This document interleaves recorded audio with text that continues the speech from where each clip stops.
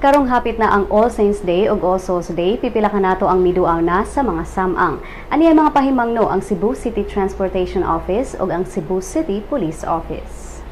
Pipila ka adlaw sa dili pa ang All Saints Day ug All Souls Day, ubay-ubay na nga mga pamilya ang misayo og duaw sa mga samang dinhi sa Sugbo aron magpreparar. Dinhi sa Careta Cemetery, nabtanamo si Eva Caredo ug ang iyang mga kabanay nga nangunay na og pamintal ug panglimpyo sa mga pansyon sa ilang mga mitaliwan nga mahal sa kinabuhi. Nanaad ko ba nga once dili ko madayon og larga sa Bagyo kay usay adto mo kumasign nga maka-attend ko diri kalag-kalag ba. Nanaad ko nga ako gyud mangunay pamintal. Bahala kuan good mo ingon sila nga bati man ang pagkapintala basta imuha tinarong kinasingkasing mo paghalad nga ikaw ginamintal. Nunot sa pagdagsa sa mga tao sa mga samang karong weekend, pipila ka mga dansab sa dakbayan sa Sugbo ang sirad-an ug di na paagian og mga PUVs.